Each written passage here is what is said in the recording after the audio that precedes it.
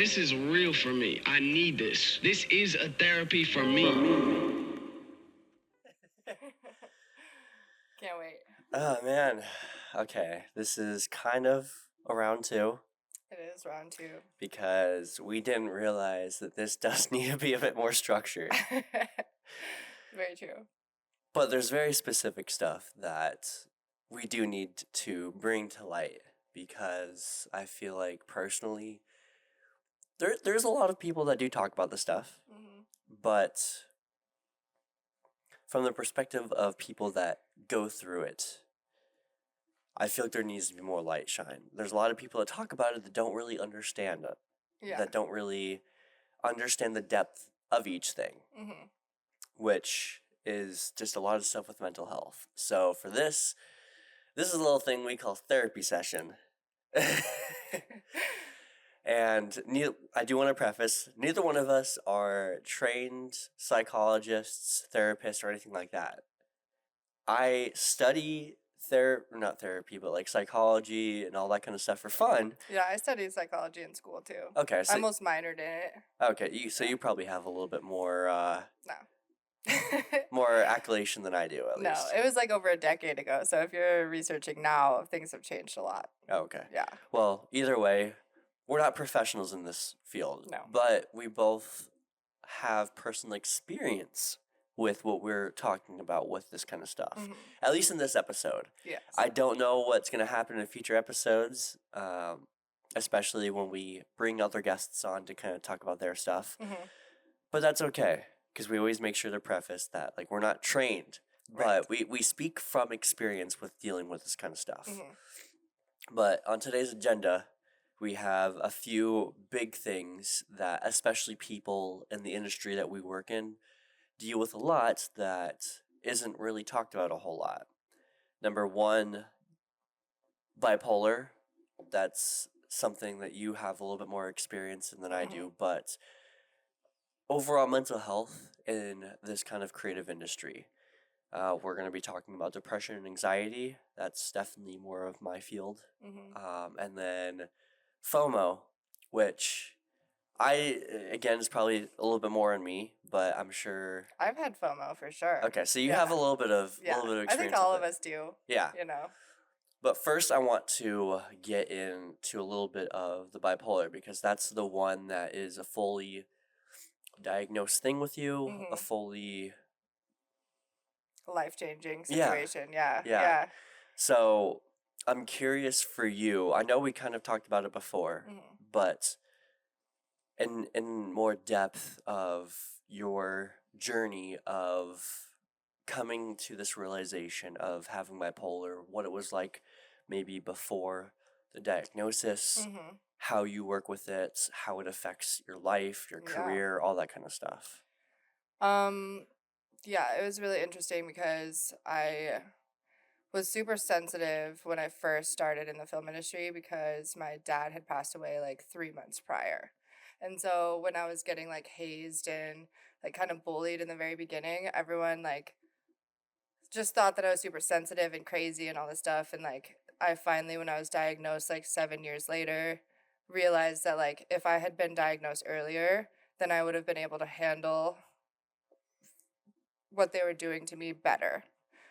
So that was like really interesting and like life-changing for me, being like, I was bipolar back then and I didn't know. And so like it was also a thing where like if I could have told people that I was, they would have given me more grace, I think.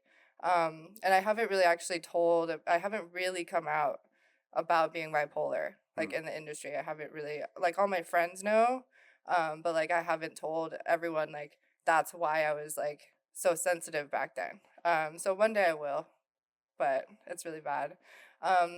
So I was on, back then, because I wasn't diagnosed, I was on antidepressants, which is the last thing you want to be on as a bipolar person, because it regulates like your depression part, but not the manic part, which like when you're manic all the time, it like burns you out really bad.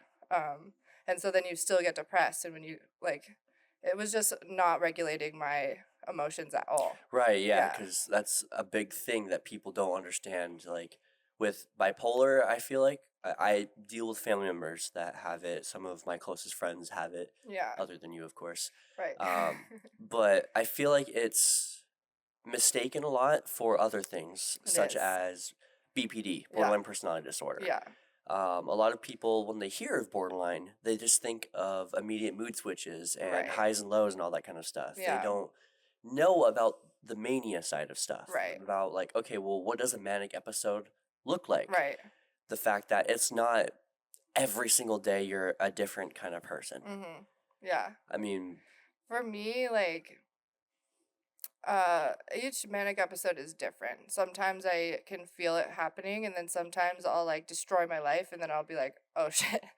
really. Yeah, like I'll like when people get in fights with me, like my family, like because I tell the truth, Yeah. and so like I'll tell them exactly what I was thinking, and it's really harsh, and I can't take it back afterwards, and like I can't like go back and be like, oh, I was just in a manic episode, because they're like, what you said was extremely hurtful, Right.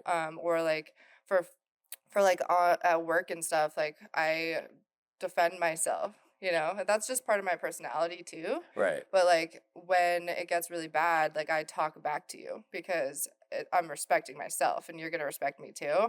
And so like sometimes people take that the wrong way, and I can't go back and be like, I was in a manic episode, like if I Mm, do, like it's already the relationship has already been kind of destroyed, and like now that I am more in control of it, I like don't burst out like I used to, right. because I've just trained myself, like just don't immediately say out loud what you're thinking, um but For sometimes I can't control it. yeah, for those who don't know what mania is or a manic episode Hmm. or know what it looks like,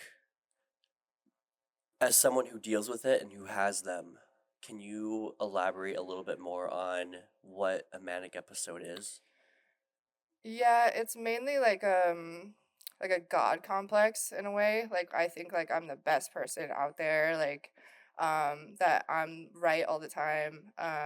It's really like I'll spend all my money on stuff, Mm. or I'll do like a drastic choice of like I'll buy a one-way ticket to Norway and like not come back for 6 weeks, or like some things sometimes it's like Is that something you did? I did do that. Holy Yeah, shit. I did do that. Yeah. And then not have any money anymore, and then Yeah. like I like can't get it all back. Like, sometimes I'm like, because I want to try to move to England, like sometimes I'm like, I'm just gonna sell my house and go. But Mm. that's like the last thing I should do is sell my house, because I won't have a place to live. I would be Right. like, so I have to like really hone back in, like, don't do that. Don't do that. A lot of it also is like just like partying too hard, Mm. making bad decisions in that way, partying all night so I don't sleep right before one of my biggest jobs of the entire world. Oh man. So I'm like sleep deprived on my first big day. uh, Sometimes it's like hypersexuality, and I get in trouble in that sense too.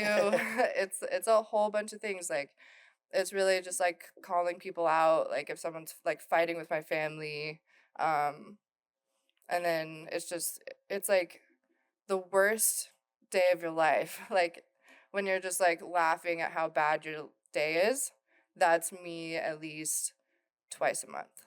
Really? Yeah. How often can these happen for you?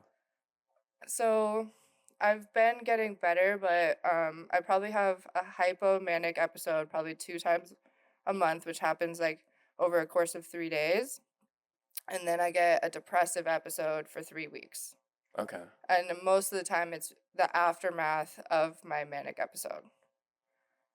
Like Okay. what I did while I was in my manic episode is what makes me depressed for 3 weeks. And it takes me a long time to get out of that. Do you have specific triggers? Because I know with my father, he also has manic bipolar disorder. Mm. And a lot of times it's, from what I've noticed, I could be definitely wrong about this, but from my experience with dealing with him with it, a lot of it is substance triggered. Yeah. So if he smokes marijuana, if Mm-hmm. he drinks, then that could lead down that path of doing that. Yeah. I know other people that it just happens sometimes. There might Mm-hmm. just be a specific life event that might just be too much overstimulating the brain, and so Mm-hmm. that could lead into it. But I'm curious for you if you have any like specific triggers. I my family is a big trigger. Okay. Because they don't understand my career. And so like whenever we get in fights, it's because they think that I'm like failing at my career and like they have no idea how like well I've been doing. And so it's like a constant fight with them about that. So like just my family's a big trigger, like because they don't care about what I do and like I'm so passionate about what I do and like it's been really hard to like love something so much that my family just doesn't care about. And so Mm, I've had to like really try to get over that. And sometimes I'm not over it. I don't think I'll ever get over it. yeah. Um, but like a lot of it is like life events. And in my like bipolarness, I choose like the wrong people a lot. Yeah. So like a lot of people can manipulate me really easily and like ruin my life over and over and over and over again. Like I call you and tell you how crazy my life Yeah. is, like, and some people, like good people, I tell them like you don't want to be my friend, you know. Well, that was a big thing that I'm personally very happy that you let me in Mm. very early on Yeah. because due to my history of relationships with anybody, romantic, not romantic, anything like that, it's always been you never know what's going on. Yeah. And a lot of times like I hate being that person to jump to assumption just Right. based off of whatever's going on. Like if you decide not to text me for a while, Mm-hmm. I don't know what happened. I've Right. I've had certain instances that like yeah, sometimes they're purposely doing it. Other times like I literally haven't had my phone Yeah. or it broke or something happened and then I feel like a complete another dumbass thinking Yeah. like I feel bad because in my head I just made you out to be this piece of shit because you Yeah. didn't text me back for however Well, I long. was a piece of shit to you. You know, that's the thing that comes with it. And once I Yeah. once I like explained to you, Yeah. then you were able to forgive me. But it doesn't take back the fact that I like ghosted you. Like you drove all the way to my house from where you live, which is like Yeah. an hour away, and like I didn't let you in my house.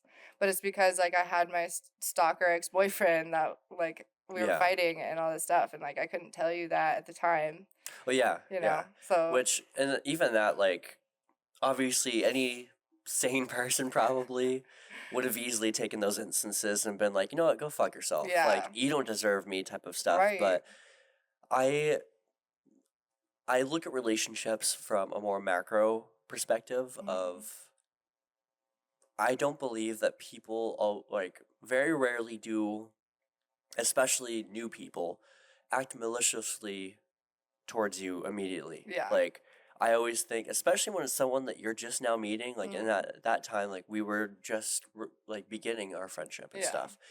I don't know everything that's going on in your life. Mhm. Obviously, we've talked on the podcast and stuff, and I learned about your professional life, Yeah. but I never got to really learn about your personal life and learning all the other stuff that goes behind the scenes. And so, who am I to immediately judge of doing this? Like, unless you were specifically telling me, like, I don't want to see you. You're a Yeah. piece of shit. Get the fuck out. Then Yeah. at that point, I'm like, okay, I need Yeah. to.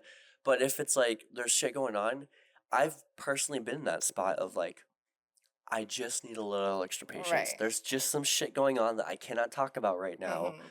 I understand that personal matters can happen, and a Yeah. lot of times, especially with someone new, you don't know what you can trust with telling them. You don't Mhm. know about what kind of things they're gonna judge what they've been through. Right. And so that was kind of the perspective I had with you. Like, yeah, in all honesty, I probably should have just been like, you know what, fuck you, I'm gonna go on my own. But I would have I mean, you should have. I would have felt hypocritical though doing that Yeah. because I have had those instances of like just like I don't deserve another chance. I don't deserve to do Yeah. all this. But at the same time, I promise that I have nothing but good intention. Yeah. See, that's It's me just too. shit happens. Yeah. That's part of my depressive side. So bipolar, you think 1,000 thoughts a second. That's what the like hypomanic side of it is. Right. And part of like so half of my brain is being like I'm the best in the entire world, like screw you. And the other half at the same time is saying like you don't deserve to be here. Everyone hates you all the time. Like you say one thing wrong and someone looks at you differently and you're like they hate me forever and like I've Right. screwed up and like it's literally both happening at the same time. So like you never know which side to like pick. And so I pick all the time like the God complex so I can like live my life. Right. And so that gets me in trouble, and then that makes it so that like the other side is accurate. Like they do hate you because you act like you were better than everyone. And so it's just really hard to navigate. Well, I think it also helped the fact that the reason I didn't just dip out immediately was because you did let me know about, hey, I have like bipolar disorder. Yeah. And with my film, like, luckily I'm familiar with it a little Mhm. bit. I grew up with a parent that had it. I have a Mhm. lot of close people that actually have it. So I've seen the ups and downs and stuff. And it's Yeah. kind of just one of those things that I'm like, well, unfortunately, the brain isn't where it should be right now. Yeah. Chemicals aren't doing what they should be doing. Mhm. There's certain things that are just, the wires are crossing too much. Yeah. And sometimes that's going to happen. But at the same time, I was like, if she didn't have any work ethic, if there was nothing there, she wouldn't have the career that she had. Yeah. There's obviously a reason why she is where she's at. Mhm. So, obviously, I'm not going to hold out forever. I'm not going to do a million plus chances because that's like, at a certain point, there is some accountability that you Right. need to have. Yeah. But sometimes it's just like, yeah, I just, for this month, shit has been piling on and stuff. And Yeah. sure enough, like, I'm pretty sure that was one of the months that, like, It was like the worst time for you to come into my yeah, life. it was just like one thing after another. It And I was. just, like, whether you call it God or not, for me, I'm just like, I felt that thing within me saying, like, hey, just write it out for a little bit. Yeah. You guys have talked about this. Like, yeah, she might not be answering the phone a whole lot right now, but you also don't know how much her phone's being blown up. Yeah. You know, with like, you have over 400 unread text messages on your phone. Yeah. Imagine all the people that you haven't responded to that are Right. probably sitting there like, oh, he probably hates me. And I'm like, I just forgot you texted. I'm Yeah. sorry.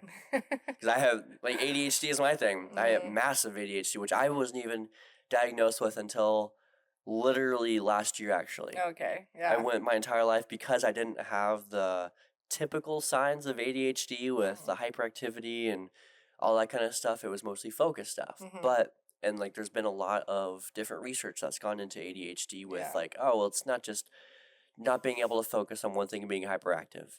There's a lot more that goes into Yeah. something like that. It's really like detailed. Yeah. Yeah. That's what's cool about knowing about it now. Yeah. Because like there's so many instances in my childhood that if we knew about it back then, I could have made so many different decisions in my lifetime. But like mental health hasn't really been a thing since like 2020 even. Right. Like everyone really dove into it when we went into lockdown. 'Cause we realized like I've been depressed for a long time. I'm miserable. Our Right. work hours are ridiculous. We're all like getting shut down by all these billionaires. Like, you know, so we've been talking about it a lot more now. And Yeah. I got diagnosed in 2020 when I turned 27, which is like the time frame that bipolar really comes out. Really? People, yeah, it's 27. And that's when I got diagnosed, was when I was 27. Were you showing signs a lot growing up, though, of it? Now that I look back on it, yes. Like Yeah. what? Like I had an attitude my whole life. Like, and I would Okay. like go, because I would fight with my family all the time. I was grounded all the time. Like my family was really strict and stuff, but like I would just like burst out into like sobbing tears, and like then I would like be really, really excited all the time. And like I had no idea that it was something that was a problem. Do you have any specific memories of like when it was at its worst? Well, probably 2020, which is why like sought for help. Right. Yeah. Because again, like my family, like I left my family a couple times. Okay. And so like I don't want to like talk shit about my family because they're really cool. But them being so harsh on me and like losing like my career during shutdown and stuff, like they were just like, oh, you should be working in a different like Right. career and stuff because you would not be shut down right now and all this stuff. But there was one specific moment where like we would go to the lake every year my entire life, and after my dad passed away we kind of stopped doing it for a couple years, and 2020 was like the year that we were going back, and my family disinvited me Really? to our family lake trip, and that like totally fucked me up.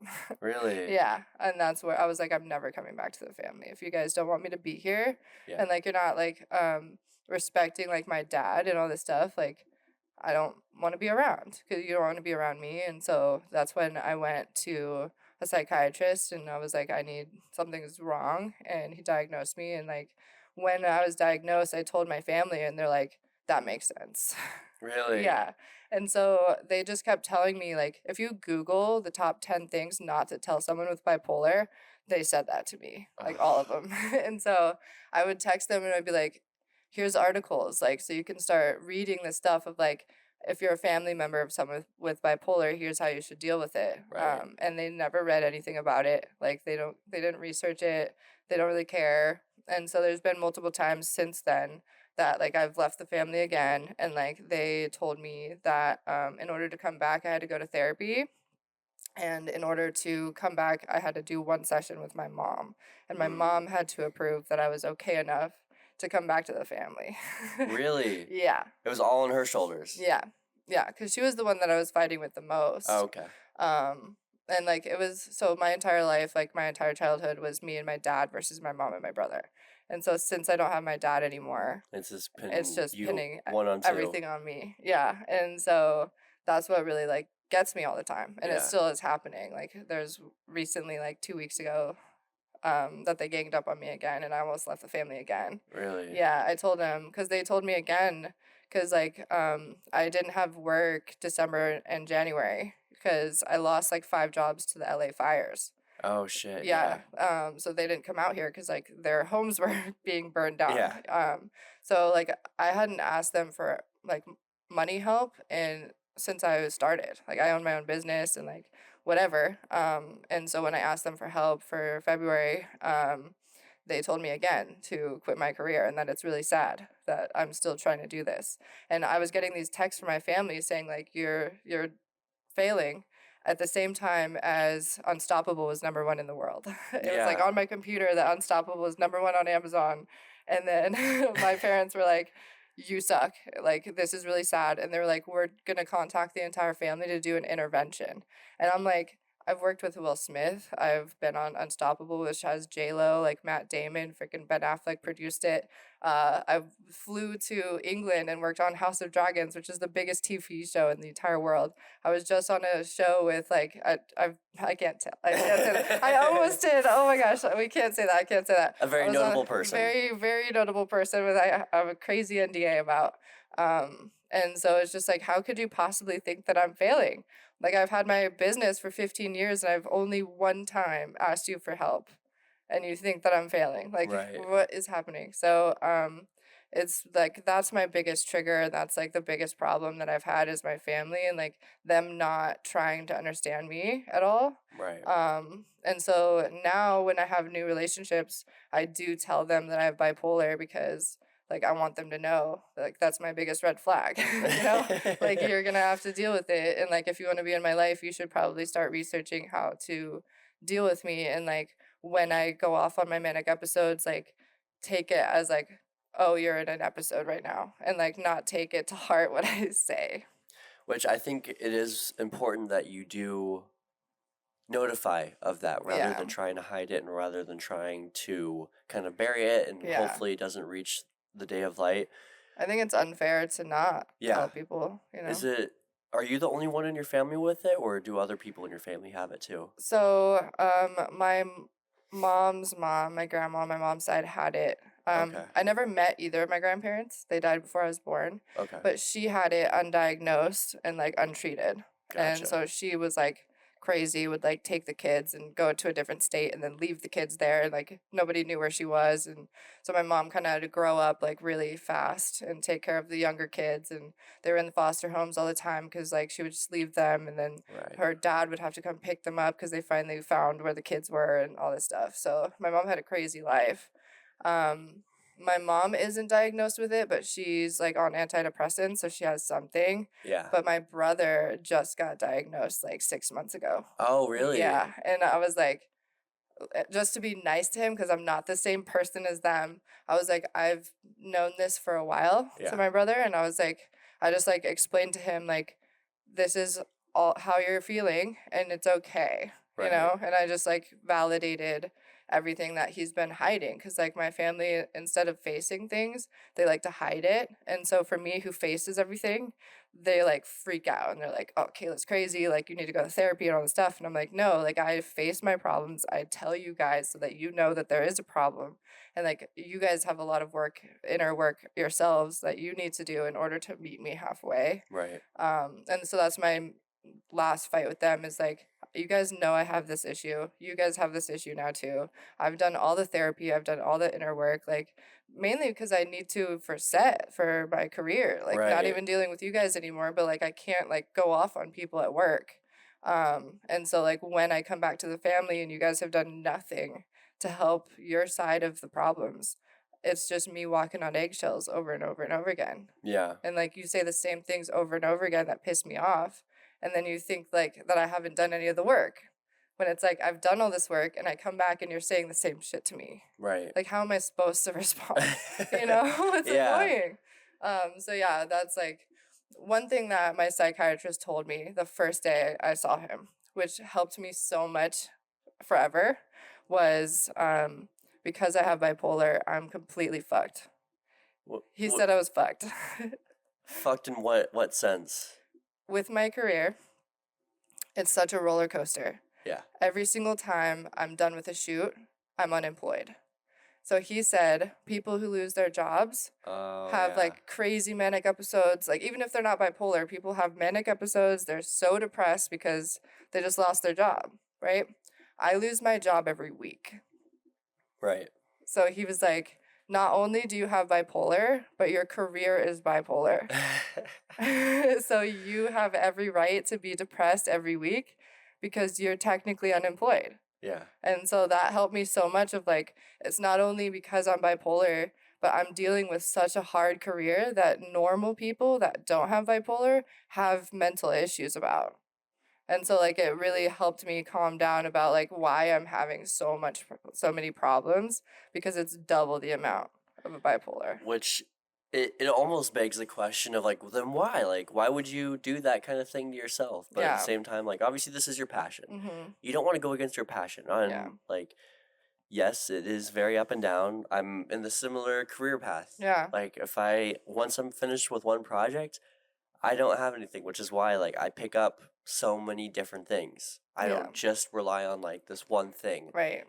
The multiple streams of income, maybe that's the ADHD just coming in and just being like, let's do 1,000,001 things. But it is like, it's such a catch-22 because on one hand, it is your passion. It's something that you absolutely love. Mm-hmm. It's your whole life. But on the other hand, it's a thing that feeds into the demon. Yeah. It's a thing that feeds into that thing that's like, this Killing triggers me. this. Yeah.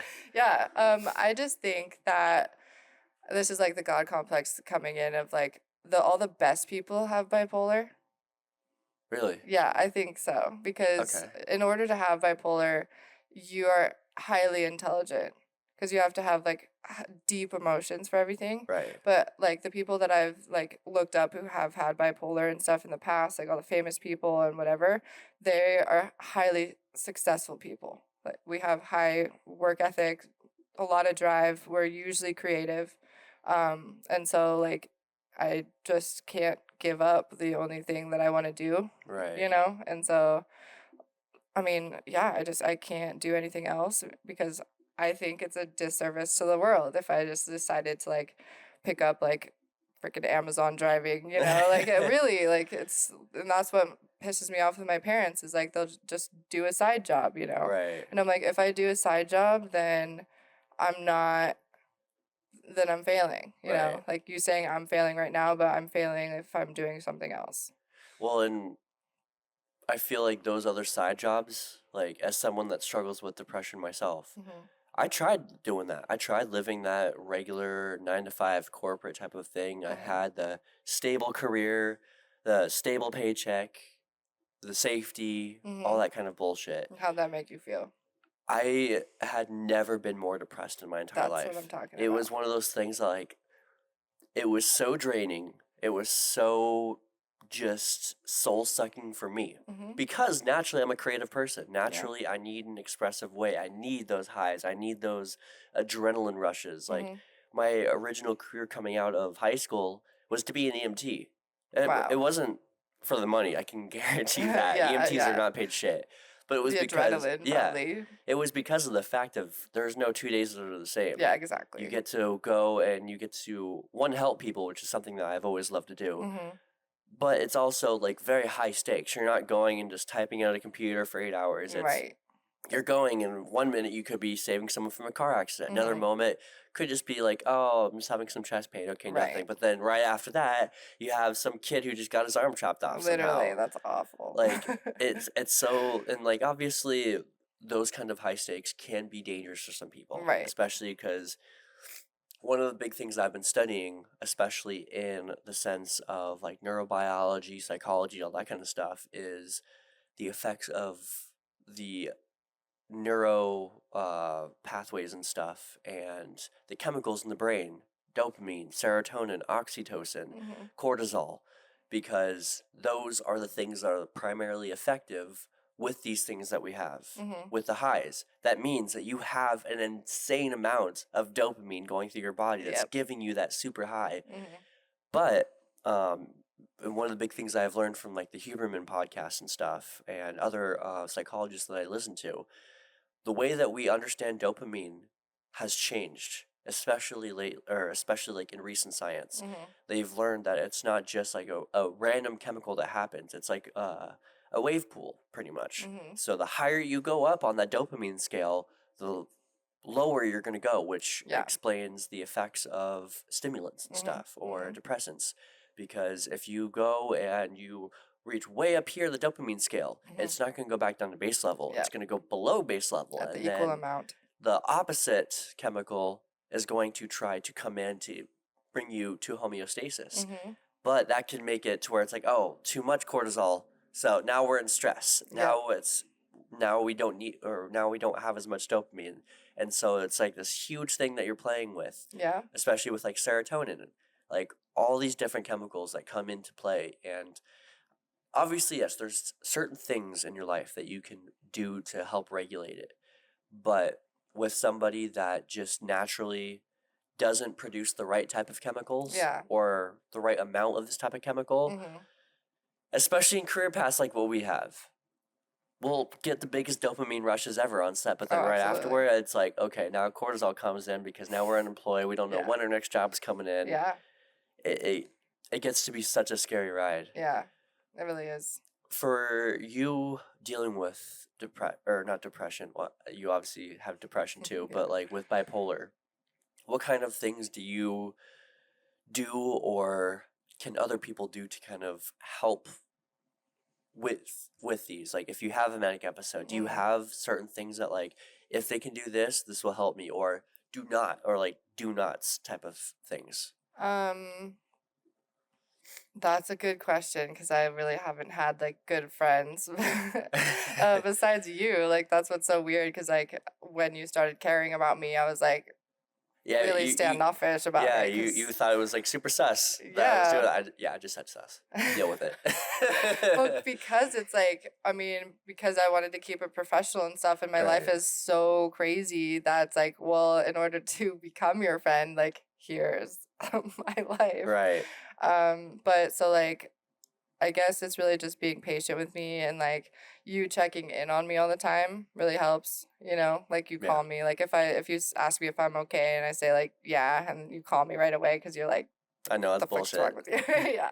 I That get really good at helps. reading some Yeah. stuff. Like I notice part of my thing with whatever one of the many list of probably mental shit that I have, it's being very susceptible to patterns. Yeah. And so if we're texting and you have a very specific pattern in the way, like there's a certain energy, Mm-hmm. and then I text you, and then there's not that energy, I'm like, hold up. Something's going on here. I know something's going on here. Yeah. You know, you only say yeah Right. when there's shit going on, but you're too overstimulated to sit there and type it out. Yeah. So I'm just gonna call you. Yeah. We're gonna figure this shit out. Yeah. Now it's to the point where like we're so close that like I'll just be like, hey, can I call you right now? Yeah. And then I'll be like, so this is what fucking happened. Or you'll just call me. Yeah. You don't even ask sometimes. Literally, I don't call anyone.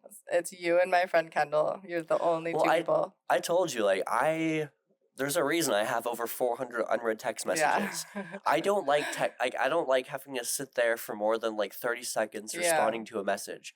I'd so much rather sit on a 30-minute phone call with Right. you and talk shit out Yeah. rather than trying to go back and forth sending these giant ass paragraphs. I mean, you see when I'm texting, I'm not even typing. I'm sitting there like Yeah. talking into the phone and blah blah blah blah doing that, you know? Mhm. I hate fucking texting like that. You really So, got that out of me because you kept calling and calling, and like one of the problems we had was you tried calling me when I was having a serious episode, and like yeah. we didn't talk for like 3 days, and you were like, okay, so this is, I have a problem with that. Like you Yeah. made me feel some type of way, and we talked it out, and like that made us grow a lot closer. Yeah. But like I've really just hated phone calls before you know, and now I'm like, okay, I I can have answer. no regrets for doing that either. Well, I'm appreciative of it too, Yeah. you know. But other than that, like I don't really know what people can do. Like just them checking in on me and stuff, and like the reassurance that like they don't hate me, you know, just like a random text of like, hey, like I hope you're doing okay, you know, thinking Yeah. about you, like, which I feel like you should do with everyone Oh anyways. yeah. But like the people that know me, like I'm very vocal about like my mood swings too. Like you'll see in my stories, like my freaking if I'm sad or not, you A know. little bit. Yeah, just a little. People are like, "You're freaking depressed. Like, Yeah. stop posting about this stuff." And I'm like, "It's just who I am. It's how I can get it out. If I don't get it out, then I'll just be sleeping in bed for 3 weeks, you know." And like when you first met me, I wasn't on medication because I Yeah. go off of it a lot. But I just got back on it in like January Okay. kind of thing. Just because it's like the realistic statistics about it are like 78% of people with bipolar who are unmedicated kill themselves within their lifetime.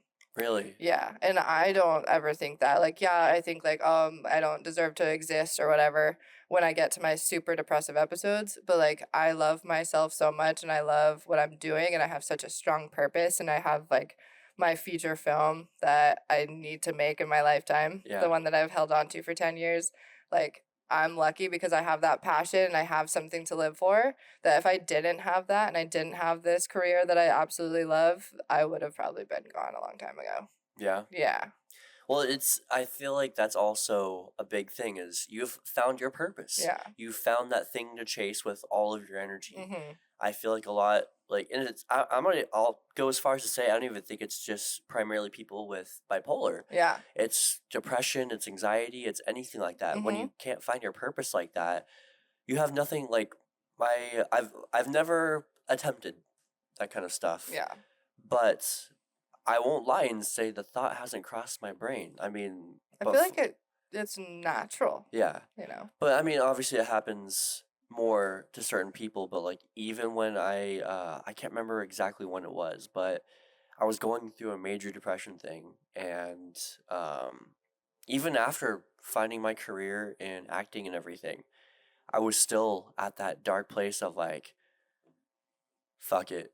Like Yeah. I wasn't gonna attempt anything. I wasn't like a danger to myself, like Yeah. attempting anything, but I was so just directionless and lost Mhm. that I was just like, what's the fucking point anymore, Yeah. bro? Yeah. Like I didn't like. I remember it hit me the hardest one day because I was helping a friend out. She was getting married soon, and I was one of the people that was in her wedding, and so we were practicing like a dance or whatever, and we were just kind of talking about how we were, and then I was like, honestly, I'm terrible right now. Yeah. I've gotten to that point of questioning my existence sometimes. I'm not gonna do anything, don't worry, like Right. prefacing that, but Yeah. it got to that point of like I don't really know why I'm here Yeah, anymore type right. of thing. I don't remember exactly what I told her. I just remember like the second that left my mouth, the second I actually like opened up and told her about that, I was just like, fuck. Oh shit. Like this is a lot worse than I thought.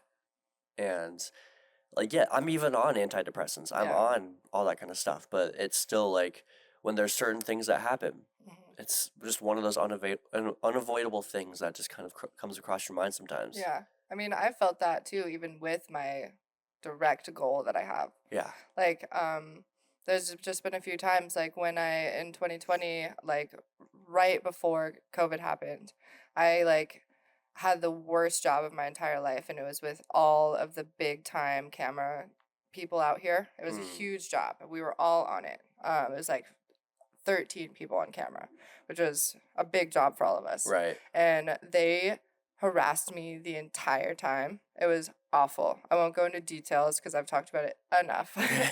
But I was going to quit. I Yeah. was like, in January 2020, I was like, I don't want to go back. Like, these people like made me feel like I don't know what I'm doing then. Maybe I do suck, you know? Yeah. And I was lucky because my mentor, I've talked about it a lot, he found me on Instagram and all that, and I went and met him January 2020 in LA, just to like solidify our relationship as mentor and mentee. And when he flew back to England, like when COVID happened, I really was like, wow, like my career just exploded in my face. Like I can't go back to working with those people again. Like, what do I do now? And especially with my family saying the same thing and all this stuff. And then I have bipolar, and what am I gonna do? Right. And my mentor just kept calling me over and over again and was like, he was like, you're not going to be an AC in Arizona forever. You know, Mm, like none of these people matter at all. Like, and really just reminded me that like my surroundings are what my problem was yeah. and not me, which like saved my life, honestly, you know? But Well, when you have someone like that that can remind you of the bigger picture, yeah, because I feel like it's so easy to get stuck on that small stuff of yeah. like, even as like an actor here, the amount of times that I've had that kind of like jealousy or that thing of like, why didn't they ask me to be in that role? Why did this person get chosen? Mm-hmm. Why just asking that constant question of like, why not me type of thing. Yeah. But then realizing I'm like, "Ugh, I don't want to be in student films for the rest of my life. Yeah. I don't want to be in shorts for the rest of my life. I don't Mm-hmm. want to be this. Like, it's good for now to get the reps in, and like, I won't be saying no to anything like that. Yep. But that's not where the goal is. The Mm-hmm. goal is for the bigger stuff. Yeah. Like, and is this honestly helping to get there? Right. Am I meeting the people on this set that could get me to that spot? Yeah.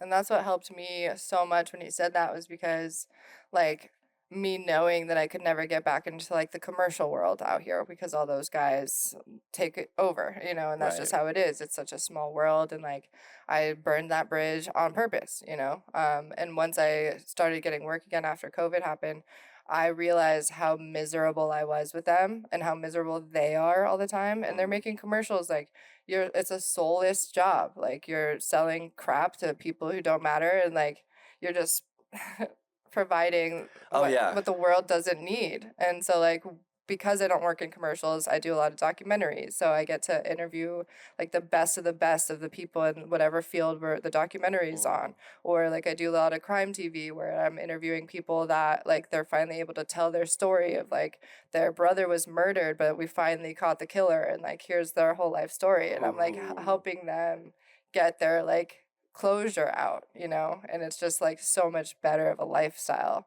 that I get to do these things and help these people Right. than just like being miserable with these people that hate me, that we make a bunch of stupid commercials that no one cares about, you know? Right. So that's like where I mean sometimes I wish that I could be on those commercials again because all the gear. I've said this so many times, like they have so much money in commercials that Right. it's like stupid. It's stupid money. Right. Um but like even the big time TV shows that I do, they still have like the smaller cameras, and it's like we have like 15 cameras, and that's why we have smaller packages, you know? Um so that sucks, but like and I'm trying to get to like the big league TV shows, the narrative shows, cuz they have even better gear than the Right. commercials. But yeah, if we're talking about FOMO, like that's where I get sometimes where it's like crap, like I do wish I didn't burn that bridge so that I Yeah. can get on those to like relearn all the new gear that's coming out and stuff, because I don't have access to any of that. Um, but I just remind myself like I can't go back to that. Yeah. I can't. I'd be so I would have quit a long time ago. That FOMO thing, especially like I'll be 100% transparent. It's affected me so Oh much. yeah. Like, and it affects me in ways that gets annoying too, because it almost makes me question why I'm developing relationships in some aspects, Yeah. because Mm-hmm. I'm such a career driven person and I'm always trying to find different ways and different methods of growing the career. Mm-hmm. And I'm very much like, when I'm passionate about something, I'm balls to the wall in it. So I will go find out who the best of the best is, find out who's doing what projects and stuff. And especially in the world of acting, it is the worst career ever for somebody that is not a fan of rejection. Yeah. And Jeez. I I will be the first to admit that, like, it's part of my career and I fucking hate it, Mm-hmm. but it's, like I said, part of the career, but it's still like, especially when it's somebody that you know is identical to you in the ways of like, okay, well, they're also a 5'10" white guy who looks like this or something. Like, Yeah. why couldn't I have done that role? Right. Why did they get it over me? Like, what do Yeah. they have that I don't have? Right. Or when you do meet certain people on set and you think that you developed a super fun relationship with them, Mm-hmm. just to find out that 2 months later they just had a new project, Yeah. they didn't involve you at all, and you're Right. like, hey, like, you said you needed this, like, Yeah. here I am, type of thing. Or I don't know, just when somebody gets that career opportunity that you've been chasing, Mm-hmm. and it especially fucking just eats me alive Mm-hmm. when it's someone that obviously you don't know completely someone else's story, Yeah. but when it doesn't seem like they've done nearly as much to get it as you Yeah. have. Like, Right. I've seen a lot of people in this industry that, like, they're like, I mean, acting is kind of whatever. Like, I just kind of popped into it. Now I'm signed to the biggest agent over Right. here. Or, oh yeah, no, I wasn't even really trying. I was just kind of fucking around doing this. Now I'm just on this multi-million-dollar show. Mm-hmm. And I'm like, first of all, fuck you. Right. But second of all, like, what about the rest of us? And Right. I don't know. I know that I have kind of battled against that with the fact of like, well, I choose sustainability over anything. Right. And one of the big things that I've had to question with myself, and I actually made a video I'm releasing on YouTube about this, Mm-hmm. was asking yourself, if you were able to get like a magic genie or something to grant you your wish, Mm-hmm. and to hit that green magic button to make all of it come true tomorrow, to get everything that you like, to be in that position to do whatever it is, would you be able not to just do it, but to sustain that lifestyle, to sustain everything about it for the entire career? I could. And that's awesome. I could. And I'm there. but there are a lot of people that want to say yes, Mm-hmm. but they don't understand the entire weight of Yeah. saying yes. I do, which is cool. But you've also put in a lot of those reps, which is Yeah. why you do get a lot of the opportunities that Mm-hmm. smaller people in your industry don't get. Yeah. Obviously, like, yes, there could be bigger stuff, but that could be due to a lot of different limiting factors. Mm-hmm. Location. Mostly location. Yeah, like if you were in Georgia or California or New York or something, Yeah, I would be would signed to an agent too. yeah, you would be way the fuck up there. I would. But for me in my career, I had to kind of ask myself, like, okay, well, if I were to get that starring big role in the next big TV show or next big movie or something, would I be able to sustain that lifestyle? Yeah. And You would. yes and 'Cause no. you have to get thrown into it for you to ever be able to do it.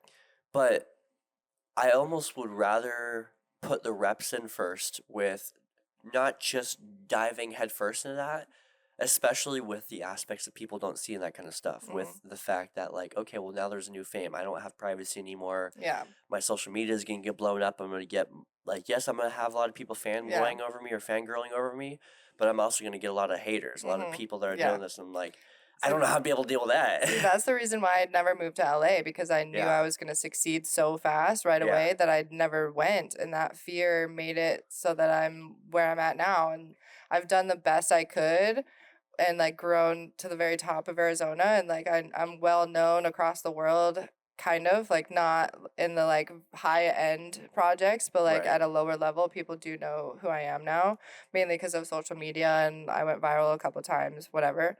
But like if I had moved to LA and I wasn't afraid like that, I would be on the biggest shows. I would probably be easily on Marvel movies, like Yeah. no problem at all.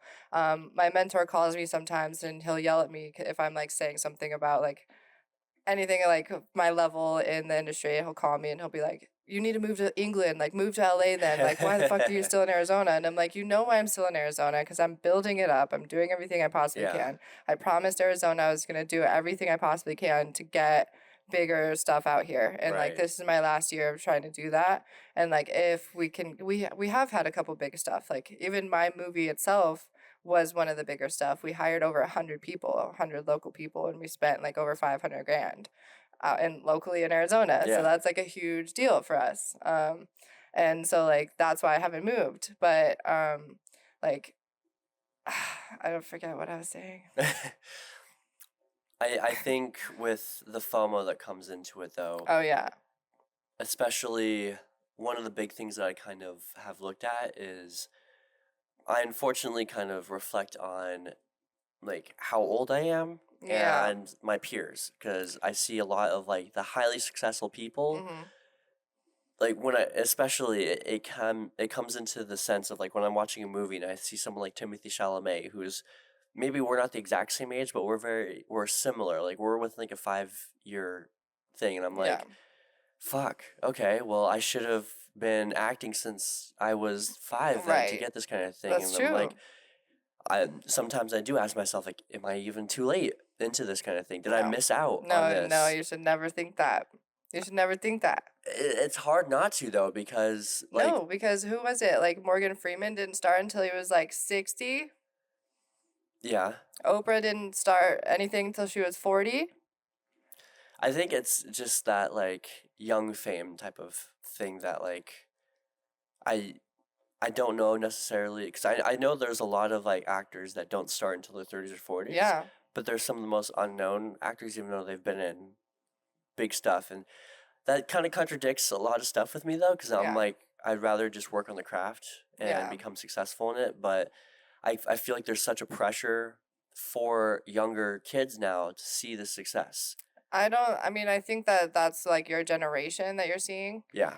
Because like, okay, for me, I was like, I'm gonna like be a multimillionaire by 30. I'm gonna have a family and I'm gonna be on the biggest movies on earth and I'm gonna have everything by 30. Right. I'm 32, you know? Yeah. And so like back then when I was realizing like when I was 27 and like COVID happened and like I lost like over 250 grand that year, which sucked, you know, and it Yeah. really like halted everything for all of us, you know.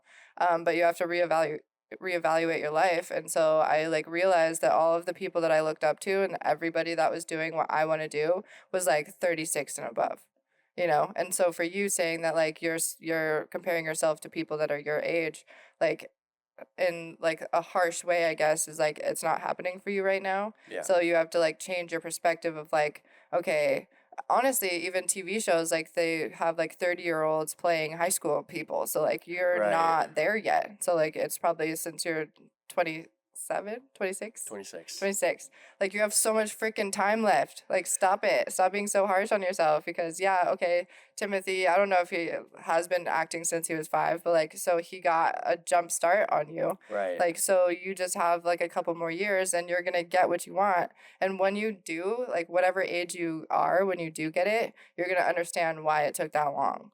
Which that's been a perspective that I've really been trying to drill into, because like I bring faith into it for myself Mhm. with like I don't know the timing of my career. Yeah. I don't know how long I'm going to be sifting through the sand until I find the diamond. Yeah.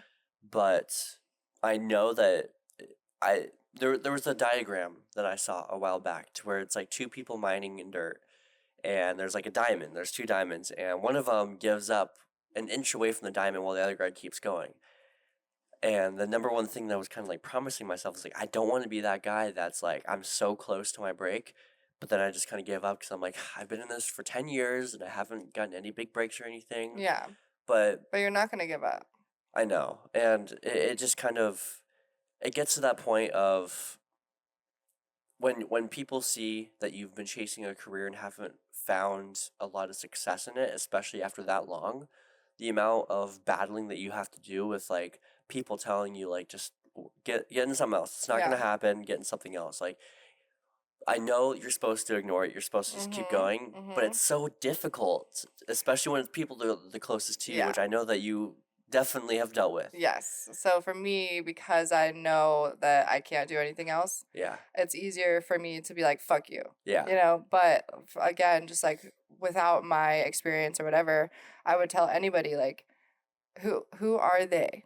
Do they Right. really, really matter over what you're trying to do? Over like you getting the role that you've been dreaming of for 10 years? Why would you stop? Right. Why would you stop after doing something for so long and trying and trying and trying?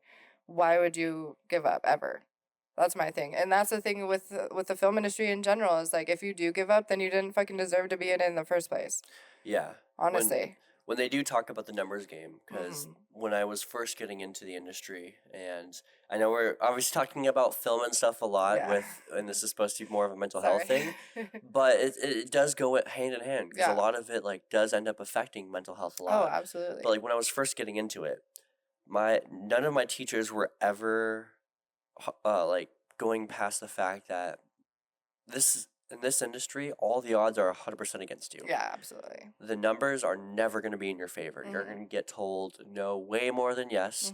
There's very few people that book more yeses than nos, especially starting off. Like I remember the statistic that my old acting coach told me was like in the union for actors, SAG, I think it was like less than 15% of union actors make enough to get insurance, which is about, at the time he told me it was $15,000 a year. To think the fact that, like, one, that's just people in the union. Yeah. The amount of actors that aren't in the union, that's a whole different story. But those that are in the union, 15% of them make enough to do Make that. over 15,000. And I'm like, that's scary as shit. Yeah. But that's not taking into account the fact of like, yes, there are hundreds of millions of people that are trying to be actors every day. But very few of them, I feel like, take the career the same seriousness. Yeah. Very few of them stick through it. A lot of them, like, it's just it's a side gig for them. Yeah. It's just something for fun. Or it's just like, oh, they were an actor as a kid, and I guess technically they're still considered an actor or something. Yeah. Like, very few of them are consistently trying to build their careers. Yeah. Especially after a longer duration of time. Yeah. And I think that's where a lot of the statistics start getting less scary with like, okay, well, it's like with basketball or going into sports. Like, the statistics of kids playing in the NFL after college and stuff, like, you probably, I don't know the exact statistics, but I think I heard somewhere like you have a better chance of getting into Harvard than you do of going from college to the NFL. Yeah. Because each team only has so many players they can pick. Yeah. And they already have, like, it's not like every team is completely empty and they're trying to refill. Like, they can pick a handful of new players every year, and you're one of hundreds of thousands of kids going to universities in the United States. So for me, how I get through like even like I don't know the statistics for my side of things, you know, but like people will always say like you're not gonna do it, like you're not gonna get there. Why do you even think you can? And luckily, like my parents raised me to believe in myself. Like whatever I want to do, I'm gonna get it if I work hard enough for it. And so like what keeps me away from FOMO, especially now because I did the work to get like the top jobs out here, is like when people told me that I wasn't going to be the one to get it, I was like confused. I was like, what do you mean that I'm not going to be the one to get it? Because I am going to get it. Right. And just having that attitude has brought people to me that were like, okay, like you're confident, you know what you're doing, and so I'm going to bring you with me. And like I got the job over people. Like I'm super young compared to people who've been doing it for a long time. I've done so much more than them in their lifetime, and that's why some people don't like me, is because especially when I was first starting, I was so young. I was 22, and I grew so fast compared to the people that started with me, and I didn't realize at the time because like I saw them working and I was like, oh, like I should have gotten the job. But like 7 years later, they came to me and they were like, we hated you because you got everything. You were on everything. And I was like, I thought you guys were on everything. And it came to the point that I was actually the one that took all the jobs from them. And it was just because like I got myself in there. I like didn't have another job. I like was suffering quite a bit Right. because I chose 100%. I'm going to go freelance. I'm going to do this. I'm going to dive in. And I introduced myself to everybody and everybody loved me. And it's a little different for actors, Right. but like I just rose up so fast that people in the end tried to kick me out and they almost succeeded. Yeah. But in that transition from that scale to like back down a little bit, that was like humbling, Yeah. you know, but in the fact that like I had to change course, Yeah. I got the attention from people because they saw my skill level at the grand scale and they like took me under their wing. And so even though like I do documentaries now instead of like big time commercials that pay a lot more, I got to work on House of Dragons. And who in Arizona gets to work on House of Dragons? Right. Nobody, you know? Yeah. And so like you just have to believe that you're going to be the one to get it because like none of these other people matter. I don't give a fuck about anyone else because they don't have my talent, they don't have my intelligence, they don't have my skill level, they don't have my like creativity. And so it's just not even an option that I'm going to fail. Well, and I've adopted that mentality a lot with like I'm reading a book right now called Diary of a CEO.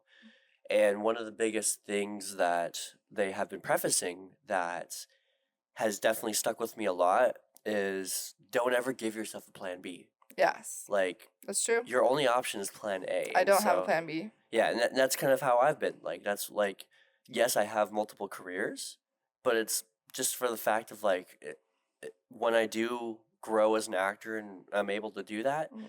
I'm going to have downtime. I'm going to have a lot of other stuff, so I'll be able to I want to be able to have something. I don't want to like Just sit around, yeah. I love the process of stuff. And so I'm hoping that like this podcast, I'm still going to have it and stuff and people will see the progression. Like I'm a journey guy. I Mhm. love seeing the journey of something and I Mhm. love being able to provide being able to see the journey. Like I try to do video diaries and stuff. Mhm.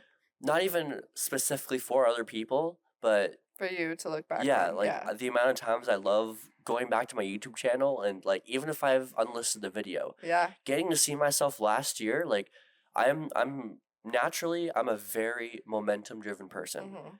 I need to see momentum in order to keep going at something. I Yeah. need to be able to see some sort of progress. Right. Like I need to see that progress bar and I know that a lot of times it's like, oh, that 1% every day is what keeps you going, but the ability to see the difference in 1% is so hard. Yeah. And Really? You don't see like how much you've changed in a year? I think naturally I'm so hard on myself Yeah. that like I might You think see you're a in the little same bit spot? of it. There's no way. Well, it's not that I think I'm in the exact same spot. Like I know that there has been some growth, Mhm. but it's one of those things that like I didn't reach that goal that I set out for myself. Like, yeah, okay, I might have grown a little bit, but it's like I set a very specific goal and if I didn't hit that, then I'm like, you fucking failed, Alex. Right. And like I've built that inner demon almost in Mhm. myself over the years, which it's helped me a lot through my careers Yeah. with putting fire under my ass. Mhm. But at the same time, it has made detriment Yeah. type of stuff. You It- have to learn how to soften that. You yeah, really do in order to work in the film industry full time. Yeah. Like, because because I set goals and I try to put like a term to it. Like, right, I'll do it within 2 years or whatever. And when it doesn't happen, it's like, okay, what has happened in the last couple years that like made it make sense that I didn't get that done, Right. you know? And then so it's like, okay, like for example, I wanted to be in the camera union by now, right? But I didn't move to LA and like we don't have union shows that come out here enough for me to join it. So in the last couple years, I do have enough hours to join it. So I can Right. be in it right now, Okay. right? But I'm choosing not to because it doesn't make any sense, right? So it's like in those years are you closer than you would be than you were, you know, and not be so hard on yourself that you didn't Yeah. get it yet because honestly when I was 26 like the amount of stuff that's happened since like from me being Right. 32 like I'm so grateful for all of it. I've done so much stuff like that was bigger than I could have ever imagined. And so if I like didn't take like me working with Will Smith like as something important because I wanted to get this done and I like Right. forget that I got to do that. Like we got to work on a movie with J-Lo, you know. Yeah. It's like if you forget about those wins because you're focused on this one that you lost, like you're forgetting the whole point. I think I've been scared to give myself credit. You At least too need much. to. I think there's a fear of the credit because I don't want to slow down. I don't want to It should like be I'm nervous about myself recognizing that credit and then saying like giving myself the excuse to slow down because I've there is no accomplished. slowing down. You're not gonna let yourself slow down. Like so like when Yeah. we went and saw the movie, I was like pushing it in your brain, like, let's celebrate this. Like we're I know, and I'm literally our sitting there, movie I'm is like, in but theaters right now.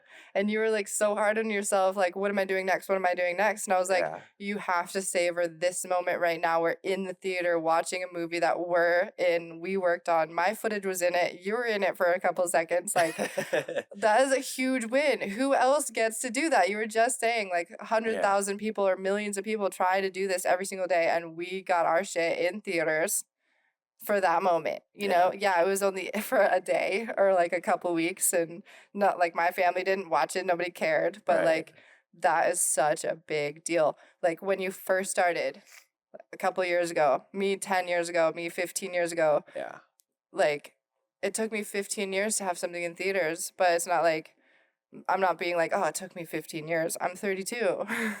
That's fucking amazing. I'm only yeah. 32 and I had my footage in theaters with with J-Lo in it. Are you joking? That's huge. Which Does I that can be stop happy for me? you for that kind of Why? stuff, You're in it too. You but got to be like the number one extra that they called over and over again. Like, yeah, yes, you have to feel this win yeah, and it's not stopping you. yeah. You know, like it's not stopping me. I got inspired by that. They used my footage. Yeah. I was an AC. It was a complete accident that I shot that, you know, because they asked me to because the cam op was like lost. Right. But that's such a big deal. Like, that, I mean, that was probably one of my manic episodes of like, holy shit, oh my gosh, like, let me just freaking celebrate too much. But like, even if you're like feeling like so full of yourself, you're allowed Yeah. for a couple days, you I know? don't know. It's always been like I needed something to fuel the fire. I needed. How does that not fuel your fire? I don't know. That's the thing is like It actually made you depressed. You were it, like upset. it makes me depressed in the sense of like I feel like I could have like been better or done more. How? Like obviously in that moment that is the best I could have done in that Yeah. moment. But like it's such a and I know it's such a toxic way of thinking, but it's Mhm. something that has been programmed in my brain for so long Yeah. that it's so hard to unprogram that whole thing of like, okay, well, you've gotten this far in your life because of this thing that kicks your ass every single time. Like Yeah. it doesn't take like yeah, you can celebrate the win, but like celebrate the win for 5 minutes and then Mhm. right back to the grindstone type of thing. Yeah, but the 5 minutes can be 24 hours. Yeah. You know what I mean? Yeah. Like, enjoy it for Which a second. I think well and like with that film, maybe I didn't really at that moment in the theaters have that, but like I I had plenty of like little moments of wins of like hell yeah. Like I got Mhm. my wins for that were the fact of I was the only one that really got to talk to the starring character. Yeah. I was the one that got to do a lot of those opportunities. And so Mhm. like I take those as like my wins and stuff. Okay. But I guess the way I celebrate it was different. For me, I'm Mhm. like, hell yeah. Like I am not afraid. Like I've proved to myself Yeah. that I'm not afraid to go against the grain of all the other people. Okay, good. But it's a different kind of win. For me, it's Mhm. like now I have the next fire of being in the position that Terrell Jerome was in, Yeah. which is the starring character. Right. I'm like, there should That's be good. there's no difference between me and him Yeah. other than the fact Good. like that's the kind of mentality I end up going of Okay. like, okay, I need to like my next thing Mhm. is to be in the position that he's in Yeah. of having that. Like I don't know how old he is or anything like Mhm. that, but it's that mentality of like, I don't pedestal people. Yeah. I don't look at someone and then immediately like fangirl over them and be like, oh my God, you're such a god type of thing. I'm like, no. The only difference between me and you You got is the role. opportunity. Yeah. The fact that you had a different lifestyle growing up, Mm-hmm. you got this opportunity. Obviously, skills are probably different, Mm-hmm. but we're both human beings on this planet that there's literally no difference between us. Literally. And that's kind of like the mentality that I grew, which I think that in turn kind of feeds that whole thing of like, why not me type of Right. thing, you know? Well, I have that same thing of like, okay, I'm not trying to talk crap about it at all, but one of the camera operators on House of Dragons, Yeah. I was only there for 2 days, and I just hated everything that they did. And like my mentor was like, you should be in that position. Like Yeah. if I could have my visa right now, I would have replaced that person easily, because they like weren't following direction. They could never place their camera in the correct spot. They like Right. when we were shooting, they were just getting the worst angles ever. And like even when I watched the episodes, they didn't use their footage like ever. And Yeah. so like I just knew like it wasn't fair that I wasn't that person. And so it was just hard to watch. Yeah. It was really hard to watch. And that's what sucks about it sometimes, is like I deserve it more than they do. Honestly, though, even like with my FOMO, I'll admit like my career has been honestly one of the least places it also shows up in. Mm-hmm. A lot of it comes from the fact of like, I had a very specific childhood. I didn't get to do school sports. I didn't get to be the jock. I didn't get to go to all the crazy ass spring break parties and stuff. And so I'll see a lot of 26, 25, 24 year olds around me that they're getting to spring break over in Cabo, or they're getting to live a very like, obviously social media doesn't help with FOMO. Yeah. That it causes it a lot. And like I have other friends that are in similar industries, whether it is acting or videography or podcasting or something, that I'll see that they're doing these opportunities that I'm like, why, like that whole why not me thing. Like I'll see friends of mine that are like I'm really close to and are partying in houseboats or something, Mhm. or they are traveling to the places I want. Like I have so much envy on it with my brother, because my Yeah. brother's only 2.5 years older than me. I know his life growing up because we grew up kind of together, but for him right now, like I'm working my ass off doing all this while he gets to be in South Africa at the moment, Yeah. partying on the beach with a bunch of friends and stuff. And so it's those instances Yeah. too that like I wonder what it would have been like. What if I did go to college? What if I did become a jock? What if I did get to do all that? Like, Yeah, but look where they're gonna be at in their 40s or 50s, and where you're gonna be at in your 40s or 50s. yeah, That's the thing of like being a CEO in general. It's like, what's that quote of like, work when everybody's sleeping or Yeah. something? Like you don't take the vacations because you're gonna be able to have a life of vacation later, you know? But then the other thought combats that with, I don't know if I'm gonna die tomorrow. What if something does like, I know that it's like a really dark kind of place to Yeah. go to, but it's one of those things like I'm trying to reach something that's not even promised. I'm trying to Mhm. work this hard in my 20s, maybe even early 30s, to have hopes of like my mid 30s on up to have all this fun. But I'm like, I don't know what could happen. Yeah. And am I going to regret not having done more fun shit? Or But if you focus and focus and focus and get the dream role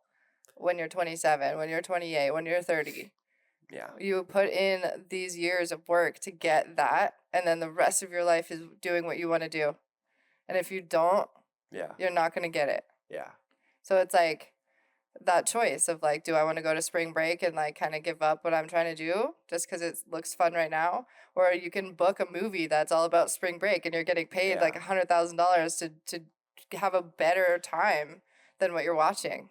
And I feel like I would have a better mentality towards that, except for the fact that like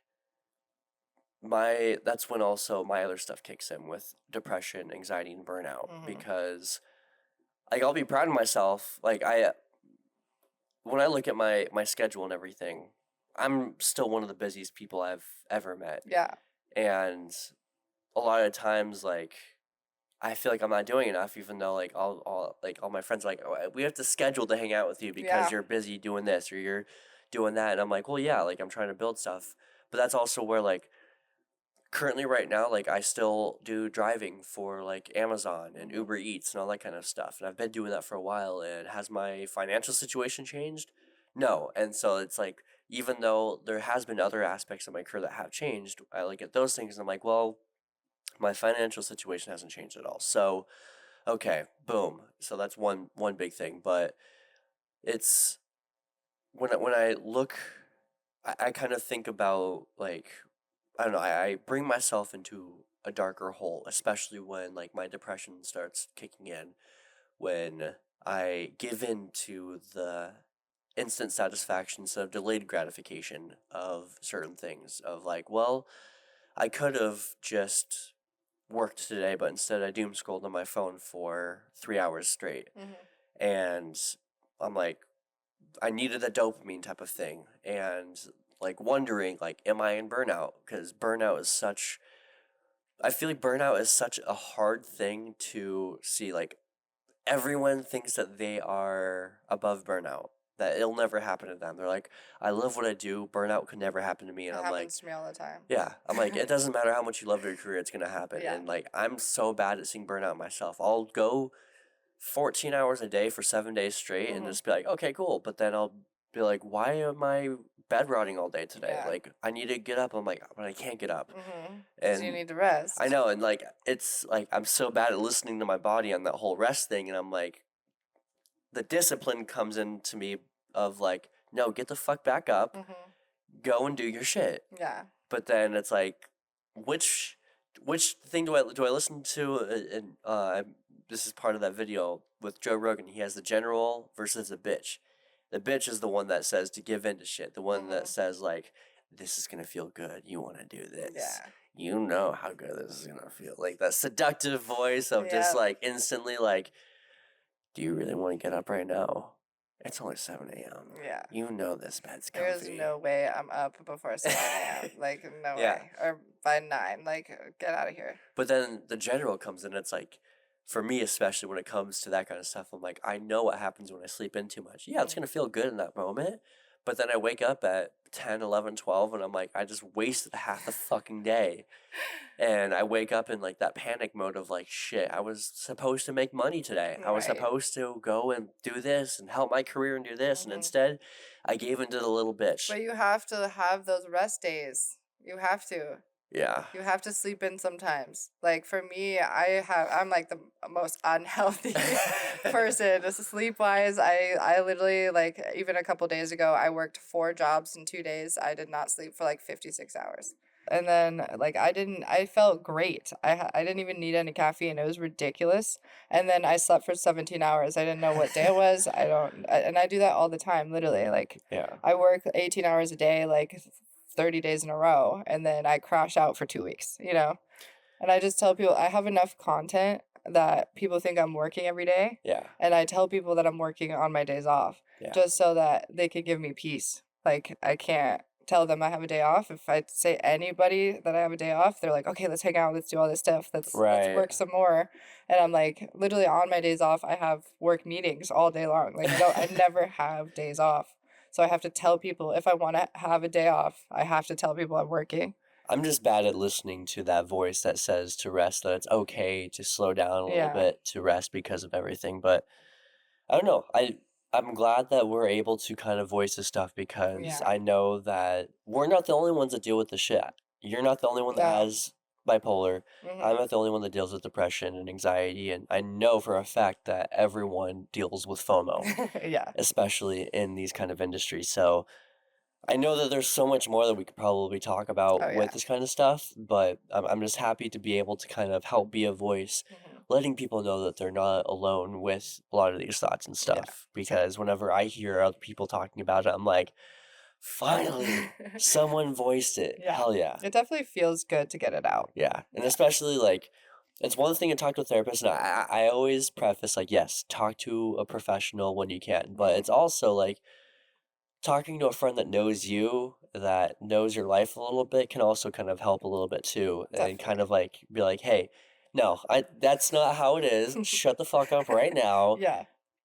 Get in line a little bit. But I'm excited for part 2. Yeah, me too. For the next episode. So, sorry if that was a little heavy for some of you guys, but mental health is definitely a big epidemic that we're in right now. And as two people that deal with a lot of mental health stuff, I think that it's very important that there's a voice somewhere in it. It might not be a scientific or coming from a psychologist, but you are hearing it from the horse's mouth about this kind of stuff. I think it's better that way anyway. Yeah, we get to hear from somebody that experiences bipolar or someone that experiences FOMO, depression, anxiety. Not someone that just studied it and thinks that they know what it is. Especially OCD, don't even get me started with that. That's a whole other fucking episode right there. That's the next episode. Yeah. I'm going to dig deep into you next time. I want you to. Yeah. I love being able to give a little bit more openness on what this stuff looks like. Don't worry, I'm not sick, by the way. It's allergy season in Arizona right now, and so my sinuses are so bad, but we've been putting this episode off for the longest time, so I'm like, I just got to do it. I have a voice. It might sound a little stuffy, but fuck it. Yeah. Awesome. Hell yeah. Bye. See you guys next time.